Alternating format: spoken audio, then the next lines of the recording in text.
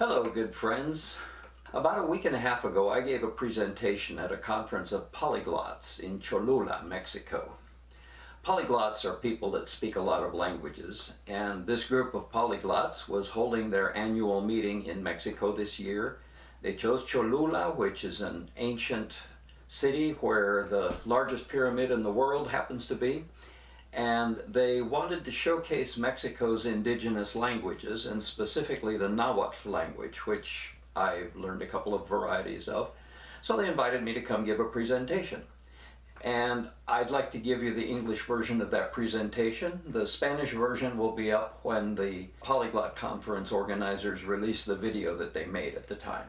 Now, I've got to warn you, this was a 40-minute presentation, and I used up all the time pretty well. So hang on to your hats. I will give you a short table of contents so you can look for a particular piece of the presentation if that turns out to be of a special interest to you. Starting about minute 250 then, there's an introduction including a discussion of Nahuatl names for Mexican cities and mountains. We'll present the two Nahuatl variants that we'll be contrasting and talk about how those names sound in the two different variants. About minute 7, we talk about the Msiehuali language, where it is spoken, what its history has been. About minute 10-15, we do the same for the Masewaltlahtolli language. Questions come up in some of these discussions, and about minute 8:40, we talk a bit about the question, when is a language dead? About minute 13, we start talking in more detail about similarities and differences in the two languages, such as the vowel systems, the writing systems, the stress patterns, the treatment of loan words. A question that comes up, it's about minute 21:40, is it good to borrow from another language or not? A little bit after that, minute 22:20, we talk about numbers, and starting about minute 25:45, we talk about pronouns and honorifics. A question that arises in that context is, can you criticize people for courtesy or discourtesy, including how they use honorific forms? About minute 29:40, we talk about negation, and then about final N's and H sounds in the two languages. Finally, we look at how two texts, both of them originally from Mosiehuali, sound in the two languages. The first text, The Three Volcanoes, starts at minute 32:20, and the second, The Donkey and the People Eater, starts at minute 36:30. So that's what's in this presentation. Here we go. I started the presentation off just showing, without any words, a fabulous picture that I got one time from an airplane window showing 6 of North America's very highest mountains. The 4 mountains furthest to the right are higher than anything in the Rockies or the Sierras. And the other 2 are just a little bit below 15,000 feet, so they're in the same ballpark as the highest peaks in the Rockies and Sierras. You can see their names written there. I'll read them to you. Starting from the right is Popocatépetl, next is the Iztaccíhuatl, then there's a mountain that looks very small, and that's called the Sierra Negra, though it's also sometimes called Tliltepetl. The Tliltepetl is a companion peak to the Pico de Orizaba, which is the tallest of these 6 mountains and is sometimes called Citlaltépetl. You probably find it with that name on most maps. It's the highest peak between Mount Logan, way up in the northwest corner of Canada, next to Alaska, and South America. 18,005 or 600 feet high, depending on which source you consult. The next peak going leftwards is the Malinche, which sometimes is called Matlalcueytl, and the Cofre de Perote is the one furthest to the left. It's also sometimes called Nauccampatépetl. So those are 6 of Mexico's highest mountains, but not even the 6 highest. Okay, so the presentation is titled Msiehuali or Iban, Masewaltlahtolli, comparing 2 Nahuatl languages. And Msiehuali and Masewaltlahtolli are what those language speakers call their languages. Here's a map showing Koni Msiehualtlahtolli, that is where Msiehuali was spoken. You can see where Mexico is on the map, and you can see where Cholula is on the map. And if you ride on the road from Mexico to Cholula, you go right past the northern end of the Iztaccíhuatl. And just to the south of Iztaccíhuatl is the Popocatépetl, 2 of the volcanoes we saw in the first picture. If you make a triangle with Mexico and Cholula so as to include the two volcanoes, you come to the city of Cuautla, Morelos. And just north of Cuautla, there's a little town called Tetelcingo. And it's in Tetelcingo that the Msiehuali language was spoken. Ompa Masewaltlahtolli. All of the names in here come from Nawatl. Mexico or Mexico may come from a name meaning the place of the century plant, though it's not clear that it necessarily means that. Iztaccíhuatl in Nawatl clearly means the white woman, and Popocatépetl means the mountain that puffs smoke, so the smoke puffing mountain. Cuautla means more or less the woods, the wooded place. Tetelcingo means something like the sacred hill. And Cholula means the place of refuge, the refugees' place.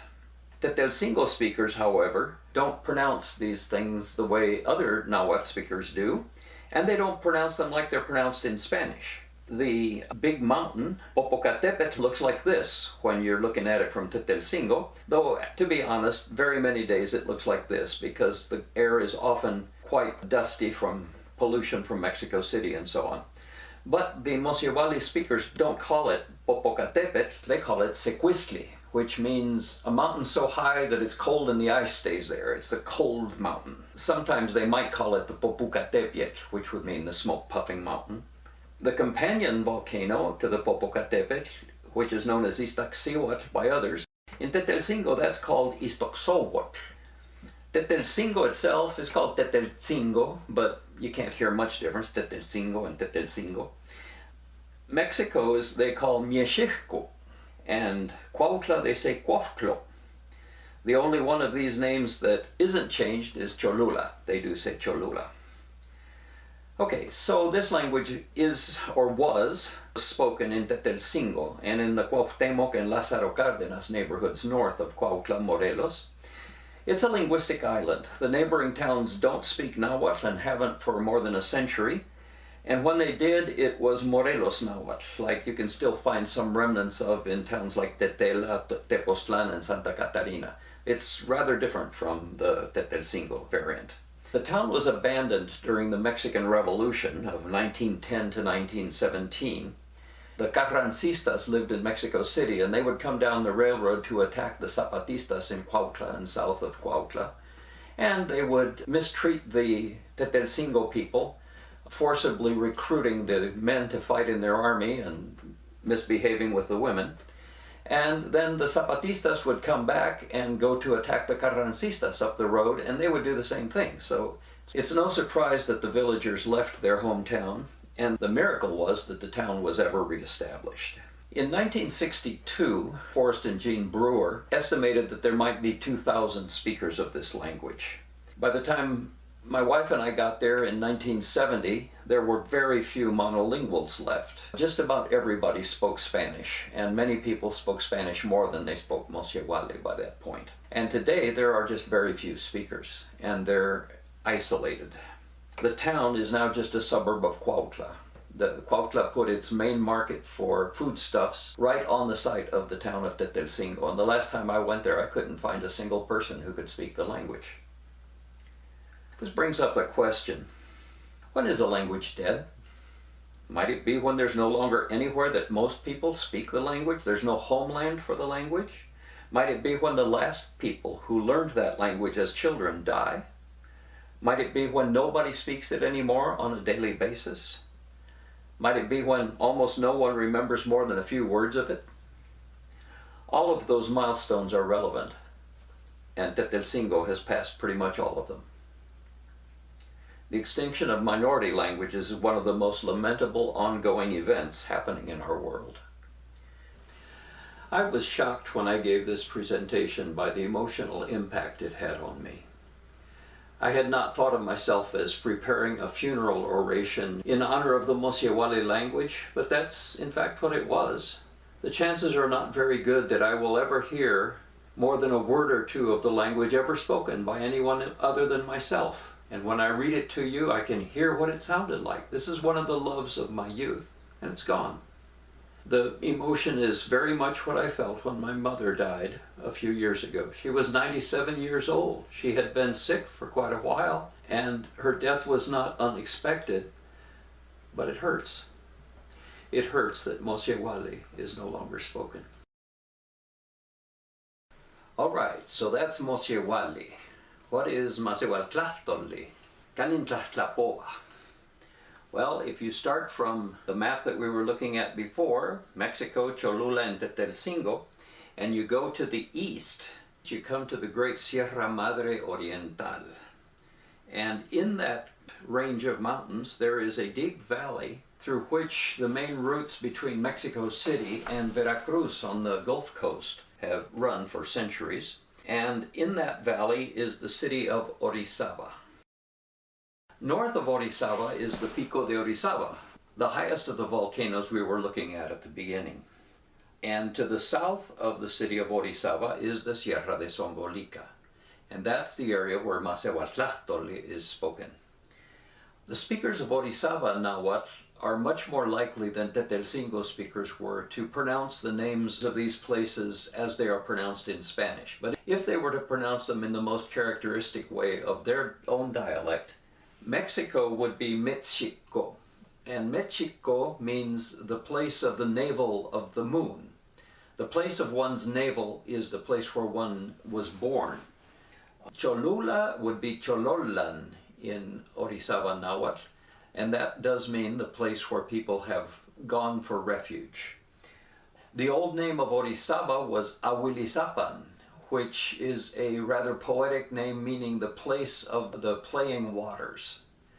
The Pico de Orizaba is not called Citlaltépetl as it is on maps. That would mean in Orizaba Nawatl, the mountain of the star, but in fact the speakers of Nawatl call it Iztactépetl. The name Citlaltépetl, some of them have learned at school, but the native name seems to be Iztactépetl, the White Mountain. And the Sierra de Songolica is rightly called Soncolifcantepello. A couple of hours before I gave this presentation in Cholula, 4 women speakers of Orizaba Nawatl were interviewed. That interview can be found on the Polyglot Conference site. So then, Masewaltlahtolli is spoken in the Songolica Mountains, south of Orizaba, Veracruz. There may be 200,000 speakers of the language. It's very healthy as indigenous languages go.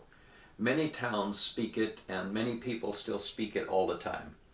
A few towns are still almost monolingual, but most speakers are bilingual to some extent. That is, they speak Masewaltlahtolli and Spanish. There are notable differences between one town or region and another, and the territory borders regions of Puebla state with also many speakers. So the language is only a bit different over in Puebla, and the dialect boundaries are anything but clear or fixed. Msiehuali and Masewaltlahtolli can both be seen as descendants of classical Nawatl, or of some variant a little earlier than classical Nawatl. Both of them have the t phoneme, which marks the dialects of the center of Mexico. The t or tli suffix is used on nouns. The two variants share a whole lot of vocabulary, and they share lots of morphological and syntactic or grammatical rules and constructions. They're alike in many ways, but there are a lot of differences, and some of them are systematic, some of them are idiosyncratic. One of the most important systematic differences has to do with vowels. Nawatl vowels generally are 4, and they are organized as 2 high vowels, which are E and O, 2 low vowels, which are E and A, the front vowels E and A, and back vowels O and A. So it's a 4 vowel system generally, but a number of dialects have long vowels, or long versions of these vowels. So you get a cube, kind of, with short vowels and long vowels. Classical Nawatl had this, though many of the documents written in classical Nawatl didn't have the length marked, since Spanish scribes weren't used to marking it, and it probably wasn't as important. It plays a secondary role in the language. In Msiehuali, that is in Tetelcingo, they changed the length for a tenseness distinction. So the short vowels of classical Nawatl are lax, and the long vowels of classical Nawatl are tense. And you can hear the difference very well. So the differences between O and U are easy for Spanish speakers to hear, and the difference between E and Ye is easy to see. The difference between E and E is not so easy. The I is like the English bit, and the E is like the English beat. So that's the I-E distinction for the front high vowels. And the low back vowels are the weird ones. The long version, or the tense version of A is aw. It's a lot like bought in my variant of English, but it's not quite the same thing. It's more an aw sound. In the orthography for Tetelcingo, the E and Y are written as in Spanish, the O and U are as in Spanish, but for that aw sound they chose an O with a diaresis on the top.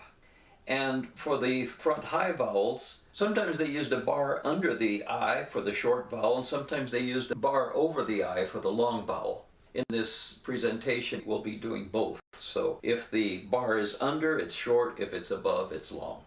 And that is the Tetelcingo vowel system.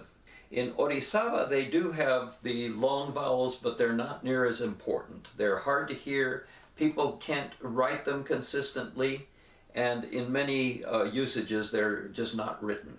If they are written in the orthography, they use a double vowel to represent the long vowel.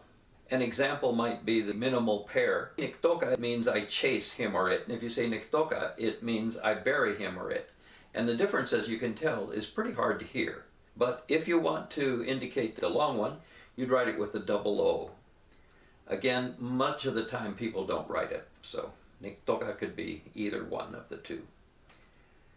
So there you have it. The classical Nawatl cube has produced the Tetelcingo cube, where there's a phonetic difference, and the Orizaba one where the length is written with double vowels in the orthography. Tetelcingo in general adopted a Spanish-like orthography. So they used C before back vowels and QU before front vowels, where Orizaba has a K. They used a J, like the Spanish jota, for the saltillo. Saltillo is a glottal stop in classical Nawatl, but in Tetelcingo and Orizaba it's fricative. In Tetelcingo it's a harder fricative, like a ch sound, and in Orizaba it is more like an H. The W phoneme in Nawatl languages tends to be complex, and Tetelcingo was certainly that way. Sometimes they would write B, and sometimes HU, and sometimes F, and sometimes U, for different allophones of this consonant. In Orizaba, the W phoneme is similarly complex, but instead of writing all those differences in the orthography, the Masewaltlahtolli write a W for all of the sounds. This has the added advantage that in the Orizaba area, the differences are typically not predictable from the linguistic context. You have to know what town a person is from to know which one to use. And you get used to hearing all the different ones depending on which town people come from. So using the W has a unifying effect in this case. In Tetelcingo they wrote S, never using Z or C for the S sound. Classical Nawatl, you find all three of those mixed all up, and it's hard, it's a confusing thing. When there's a qua before a vowel, in Tetelcingo they would write a CU. In Orizaba they write a KU. The ts sound is always spelled TZ in Tetelcingo and in Orizaba likewise. And similarly, the sh sound is written, as is traditional in Nawatl orthography, with an X. So X means sh. Another difference between the two variants is that in Tetelcingo all the words had penultimate stress. That is, they all had the sound tara. Whereas in Orizaba they usually have penultimate stress, but there are certain classes of words that consistently have antepenultimate stress. In other words, they go tarara. And there are also some words that have ultimate stress. They go tara. Here are some examples from Tetelcingo. They are all penultimate stress. The word puoquilistle means joy or happiness. Tlahtule means word. Ovisnenque means a lazy person, a person who's wasting his time. Otlahco means a barranco, a gully, a deep valley that water runs through. Ihkiu means thus, in that way, and ayemo means not yet. Some of those words in Orizaba have antepenultimate stress. So pretty much any word that ends in kli or li or ki or ko is likely to be antepenultimate. So what's Puokilistli in Tetelcingo is Pakilistli in Orizaba. What's Tlahtuli is Tlahtolli in Orizaba. What's Ovilnenki in Tetelcingo is Awilnenki in Orizaba. What's Oatlahco in Tetelcingo is Atlahco in Orizaba. So those are all antepenultimate, and then ultimate stress we can find on words like ihkon, which means thus, in that way, and that contrasts with the Tetelcingo ihkiu. And ayemo, in some towns at least, is the way to pronounce not yet instead of ayemo like in Tetelcingo. Tetelcingo has a very robust system to Mosiehualify Spanish loans and make them sound like they're Mosiehuali. Orizaba doesn't do that so much. There's less adaptation. They tend to pronounce things as they are pronounced in Spanish. In the Tetelcingo system, any accented vowel in Spanish is usually pronounced as a long vowel, that is, with the tense pronunciation that we talked about before. And there are a number of other rules that are nearly always followed. For instance, then, in Tetelcingo you could get the word sombriero, but in Orizaba it would be pronounced sombrero, just as it normally is in Spanish. In Tetelcingo there's a word caballo, whereas in Orizaba it would be caballo, just like it is in Spanish, horse.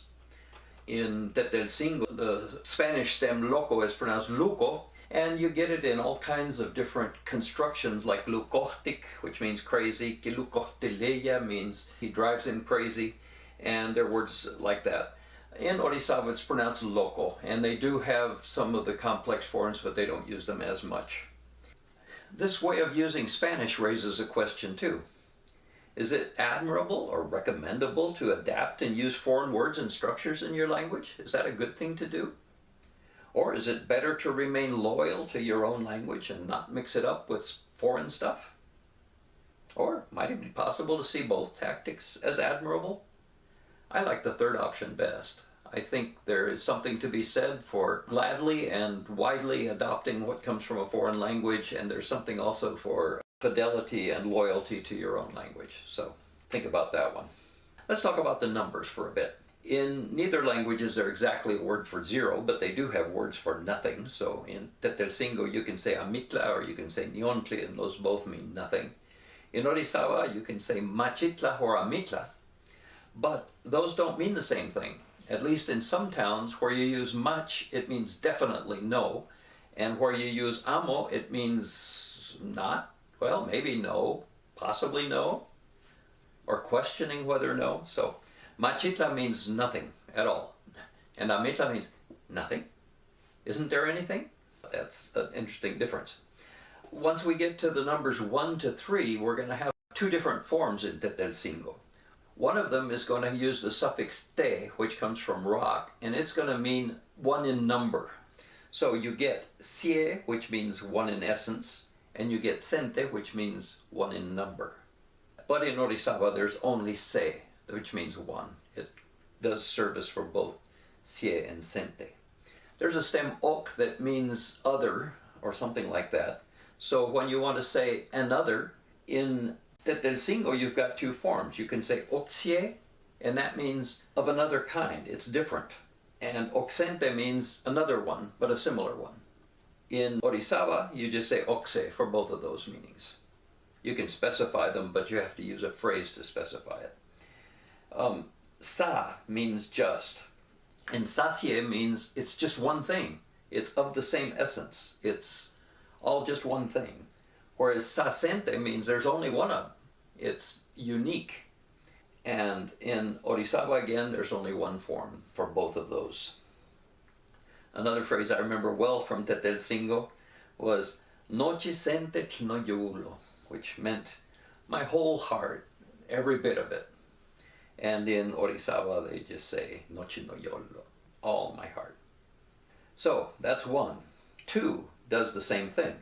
Ume means two different ones. Unte means two of the same type. Whereas in Orizaba, ome just means two, whether it's two different or two of the same type. Similarly with three, yeyi means the three different kinds. Yete means three of the same type. And egi means three. Above three, Tetelcingo doesn't make this distinction anymore. 4 is novi, versus Nawi. 5 is Mokwili versus Makwili. 6 is Chikwosie versus Chikwasin. 7 is Chikume versus Chikome. 8 is Chikweye versus Chikweyi. Try to pronounce Chikweye. It's a fun one. The Kw and then the Y. Chikweye. It's not easy. 9 would be Chiknovi, Chiknavi. 10 is Mahtlatli or Mahtlatli. 11 is Mahtlatli Wansie, whereas in Orisaba it would be Mahtlatli Wanse, and so forth. 15, Kashtuli versus Kashtolli. 20 would be Sempuali versus Sempoali. So you can see the systematic differences showing up often in these names for the numbers. Let's look at pronouns for a bit. In Tetelcingo, for I, you say naha, whereas in Orisaba you say ne. For you singular, it's taha versus te. For he, she, or it, it's yaha versus ye. We would be tehuo and tefan. You plural is nemehuo or namehuo. But in Orisaba, depending on the town you live in, you might say nemehuan, you might say namehuan, you might say imehuan, you might say omehuan.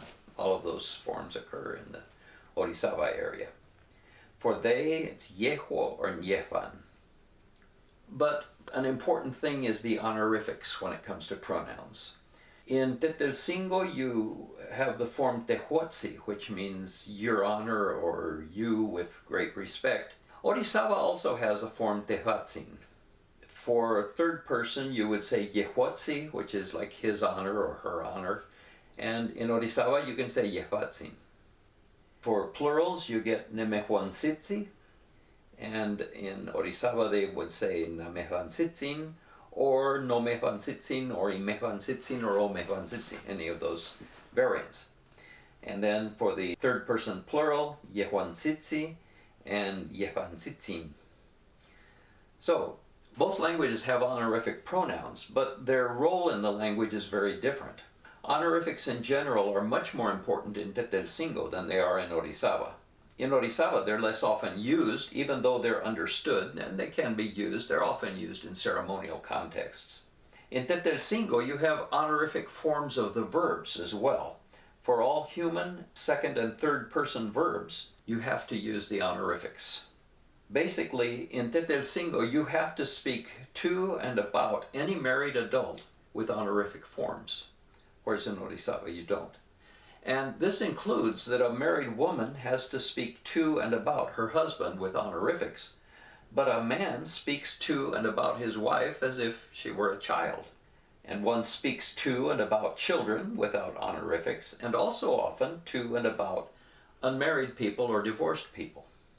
And then there's ultra-honorific forms that may be used in some contexts. For instance, if you're speaking about compadres, witch doctors, and I apologize that some people don't like that term, but it was very clear that the Tetelcingo people were afraid of the evil things that these people could do to them, and that's why they spoke to them with respect. So, witch doctors, priests, and governors, and for God, they used these ultra-honorific forms. This raises questions too. One of them is the use or non-use of honorifics just a linguistic matter?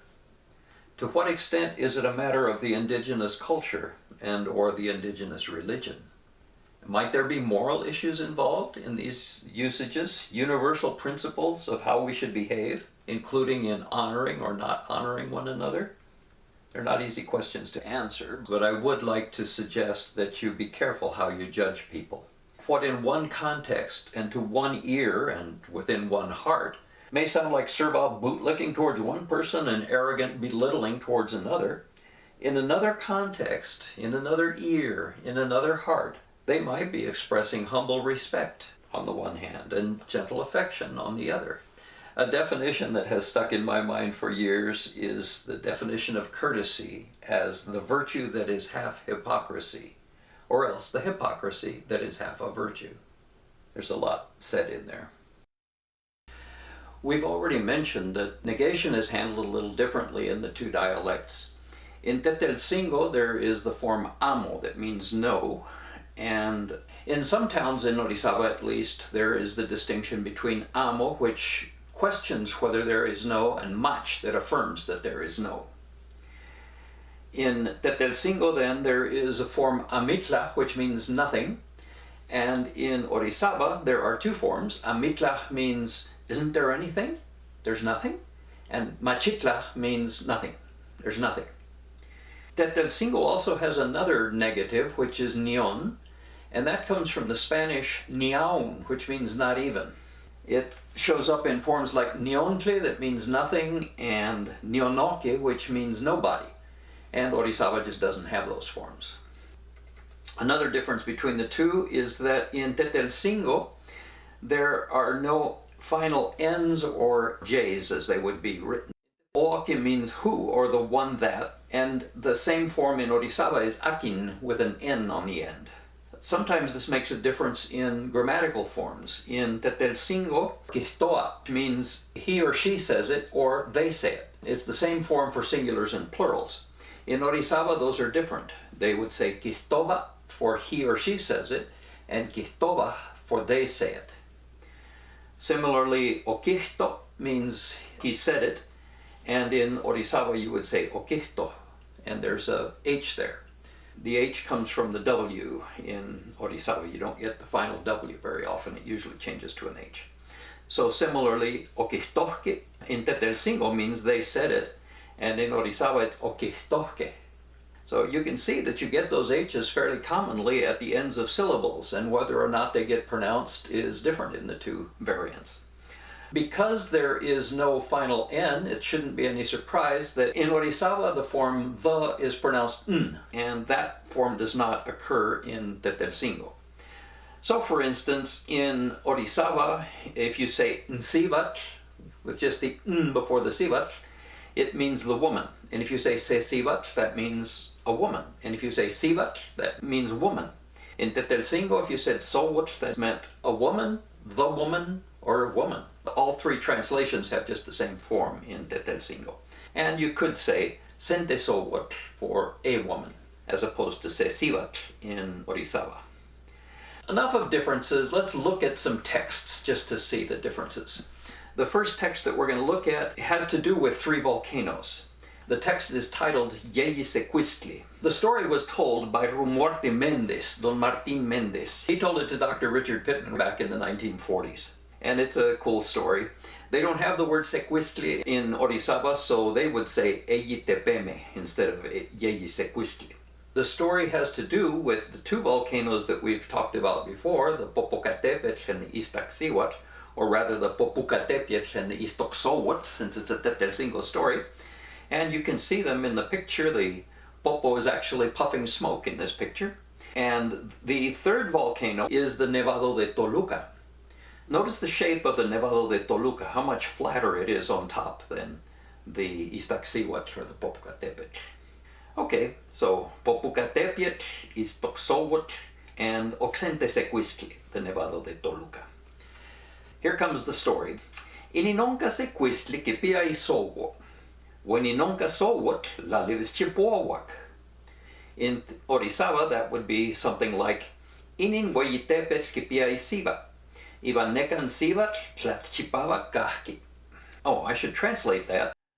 This here volcano has his wife, and this wife, or this woman, is very pure or clean or white. Asikotunali oxente sequistli o kishelieve isowo reininonca sequistli wokinekeya que cuesquilis o nieka amomoko. In Orizaba that would sound o asikontonali oxe tepetl o kilevi hisiva inintepetl iban o kinekiaya que cuesquilis no soye macho moca. That means the day came when the other volcano desired or lusted after the wife of this here volcano and wanted to steal her from him. And that guy didn't let it happen. Yekokinu o piehki mo mutla kasesemperoso te sivich. Ihquakon o pe motla y kasesempedaso te sivich. That means then they began to throw back and forth at each other, each one throwing a big piece of ice. Kokla livis kaye o momutlaki kachi la livis o tlaviesmi kininonka wo uko sente te sivich la livis vieji wo kititlanili. Ihkuak yitlats miek omomotlake, inintepet hokachi otlatztlauelmik, okonanki setesivitlatz weyi. ivan okimochili. When they had thrown back and forth for a long time, this one here got extra angry, and he grabbed a huge piece of ice and he hurled it at the other guy. Okihtili pa ikechkuahyo, okasik wokikechkotu. Kuali okitili, okimakak mero ikechkuahyo, okikechkotonki. He aimed exactly at the guy's neck, and he hit him, or he got it, and he chopped him off short at the neck, or he chopped his head off, you could say it either way. Ipampahu osho ikaka kechkotuktik. Ikinon ashan kechkotoptiko moka. It's for that reason that now he is headless, chopped off at the shoulders. So that's the story of the three volcanoes. Now you know why the Nawatl de Toluca is chopped off at the shoulders, and also why there's such a range of very cold and rocky mountains that runs along the southern edge of the Valley of Mexico. Those are the cumbres. They run between the Popocatépetl and the Nawatl de Toluca. It's all the remains of that epic battle between the two volcanoes. We'll do one more. This is a story of the donkey and the people eater, but the people eater is understood in Tetelcingo to be a mountain lion. This is a traditional story from Tetelcingo that was told by Roseno Casasañero, Don Zenon Casasañero. In Orizaba you would say, burro iban tecuanmiston.